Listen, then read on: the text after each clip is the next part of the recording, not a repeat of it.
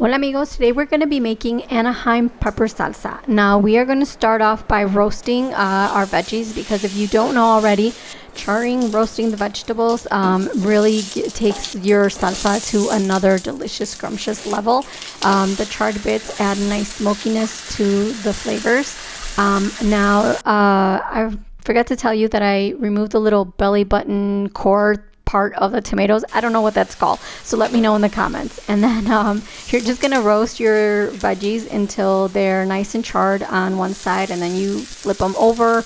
But there's different thickness of the vegetables, so things will be ready at different times, but just after a few minutes, just check them, and then if they're ready to be flipped over, if they have charred bits, then you can flip them over. Now, of course, the tomatoes, they're going to take a little bit more time because of their shape and thickness, but then just keep rotating them until they're ready.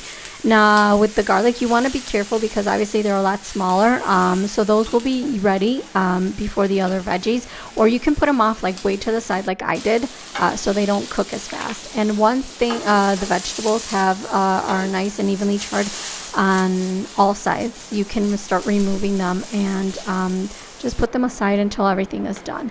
And then now for the Anaheim peppers, as I said, they are mild peppers.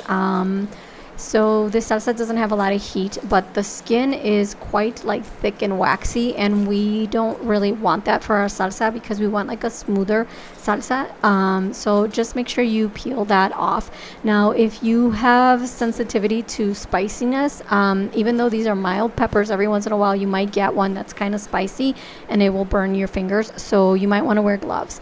And once you remove the skin, then you're gonna chop off the stem part, and then remove all the seeds and the veins of the peppers, and then you're going to roughly chop them into just uneven sizes. It's fine, just roughly chop them.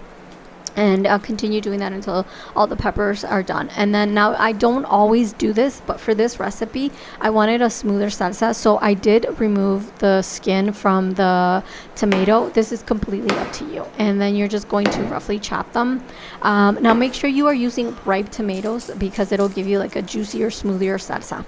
And for the garlic, you're going to just remove the peel and discard the peel, and the onion, just roughly chop it again into large chunks. It doesn't matter.